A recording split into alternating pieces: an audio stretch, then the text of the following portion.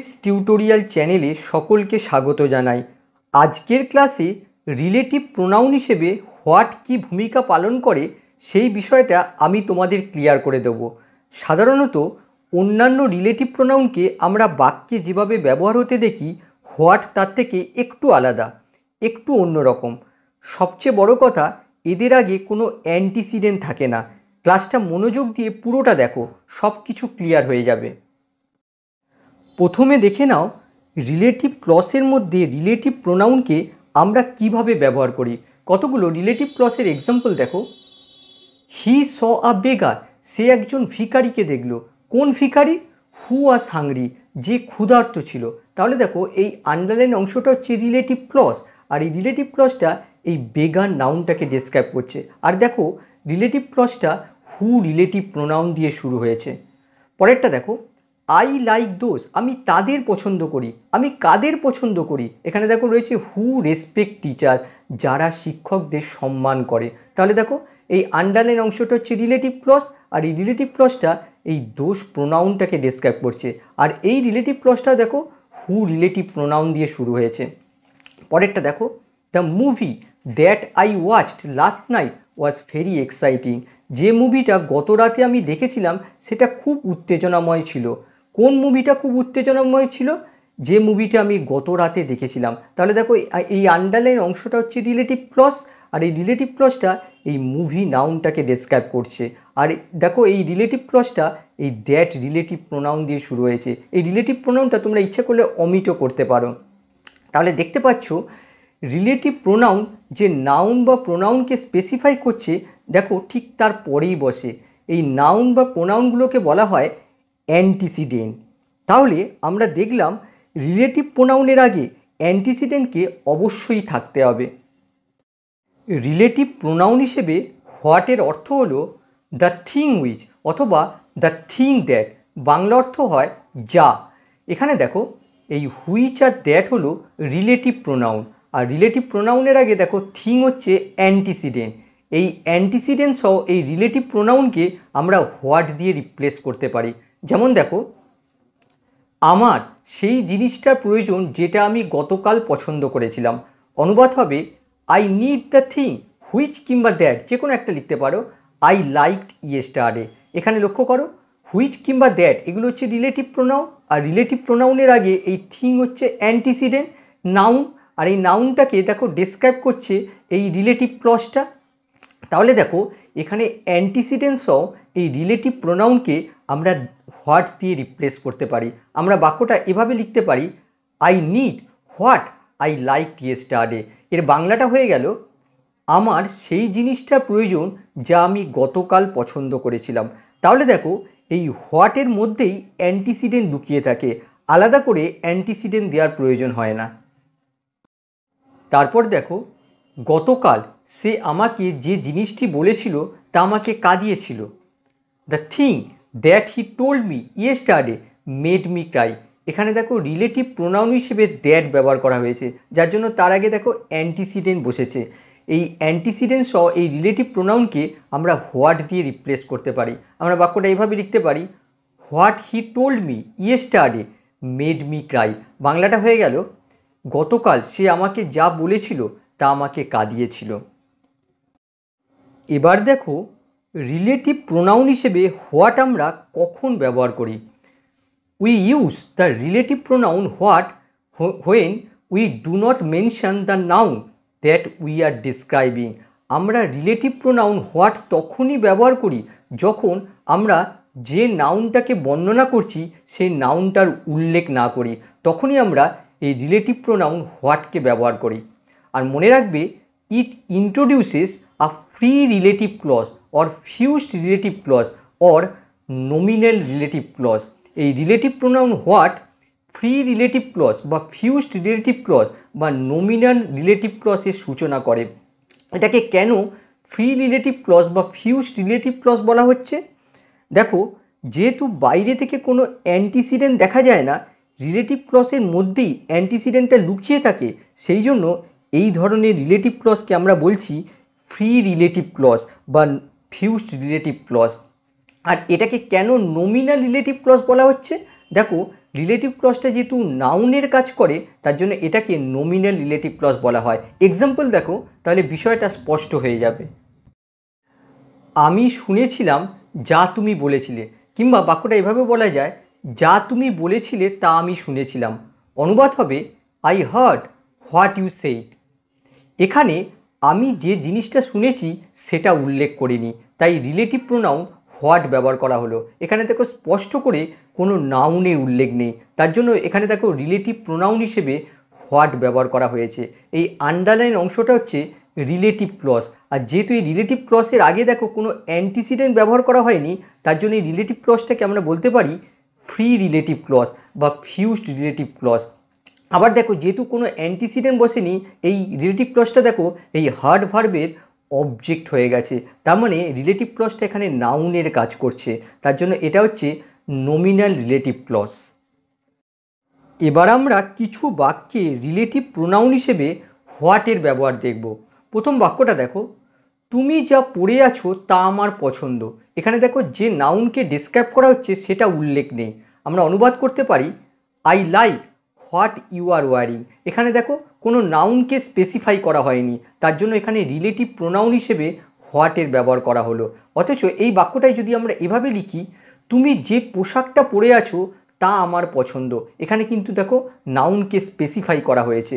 সুতরাং আমাদের বলতে হবে I like the dress which কিংবা দ্যাট ব্যবহার করতে হবে ইউ আর ওয়ারিং। দেখো এখানে রিলেটিভ প্রোনাউন হিসেবে দেখো হুইচ কিংবা দ্যাট ব্যবহার করা হলো, এখানে কিন্তু হোয়াটের ব্যবহার করা যাবে না। 2 নম্বর দেখো, তুমি যা আমার জন্য করেছো।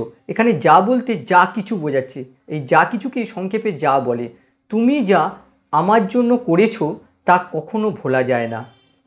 What you have done for me can never be forgotten. এখানে লক্ষ্য করো এই আন্ডারলাইন অংশটা হচ্ছে নমিনাল রিলেটিভ ক্লজ। দেখো হোয়াট দিয়ে শুরু হয়েছে, আর দেখো এই নমিনাল রিলেটিভ ক্লজটা বাক্যের সাবজেক্ট হিসেবে ইউজ হয়েছে। পরেরটা দেখো, যা যা অর্থাৎ যা কিছু, যা আমি লিখেছিলাম তা সে বোঝে। অনুবাদ হয়ে গেল হি আন্ডারস্ট্যান্ড হোয়াট আই রোড। দেখো এই আন্ডারলাইন অংশটা হচ্ছে নমিনাল রিলেটিভ ক্লজ। দেখো হোয়াট দিয়ে শুরু হয়েছে, আর এই নমিনাল রিলেটিভ ক্লজটা এই আন্ডারস্ট্যান্ড ভার্বের অবজেক্ট রূপে ইউজ হয়েছে। 4 নম্বর দেখো, এটাই আমি আশা করেছিলাম। This is what I expected. Actually বাক্যটা হচ্ছে এটাই হয় সেই জিনিস যেটা আমি আশা করেছিলাম। This is the thing that I expected. এখানে দেখো দ্য থিং দ্যাট, এই অংশটুকুকে এখানে হোয়াট দ্বারা রিপ্লেস করা হয়েছে। এখানে দেখো এখানে এই আন্ডারলাইন অংশটা হচ্ছে নমিনাল রিলেটিভ ক্লজ, আর এই নমিনাল রিলেটিভ ক্লজটা দেখো এই ইজ ভার্বের কমপ্লিমেন্ট রূপে ইউজ হয়েছে। আর এখানে দেখো দ্যাট আই এক্সপেক্টেড, এটা হচ্ছে শুধু রিলেটিভ ক্লজ। দেখো রিলেটিভ ক্লজের আগে দেখো দ্য থিং, এটা হচ্ছে অ্যান্টিসিডেন্ট। 5 নম্বর দেখো, যা বলা হচ্ছে তাতে আমি ভয় পাই না। এখানে দেখো স্পষ্ট করে কোনো নাউনের উল্লেখ নেই, তার জন্য এখানে আমাদের হোয়াট ব্যবহার করতে হবে। অনুবাদ হয়ে গেল I am not afraid of what is being shed. তাহলে দেখো এই আন্ডারলাইন অংশটা হচ্ছে নমিনাল রিলেটিভ ক্লজ, আর এই নমিনাল রিলেটিভ ক্লজটা দেখো অফ প্রিপোজিশনের অবজেক্ট রূপে ইউজ হয়েছে। এবারে এই বাক্যটা দেখো, যে গল্পটি বলা হচ্ছে তাতে আমি ভয় পাই না। এখানে দেখো নাউনের কথা উল্লেখ রয়েছে, সুতরাং এখানে হোয়াট ব্যবহার করলে হবে না।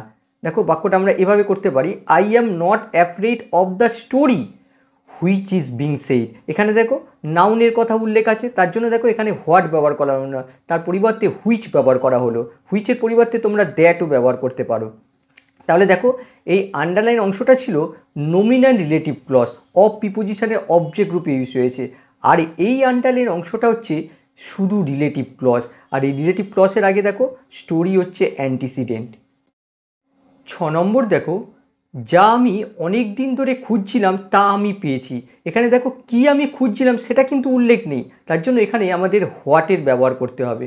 আমরা অনুবাদ করতে পারি I found what I had been looking for a long time. তাহলে দেখো এই আন্ডারলাইন অংশটা হচ্ছে নমিনাল রিলেটিভ ক্লজ, আর এই নমিনাল রিলেটিভ ক্লজটা দেখো এই ফাউন্ড ভার্বের অবজেক্ট রূপে ইউজ হয়েছে।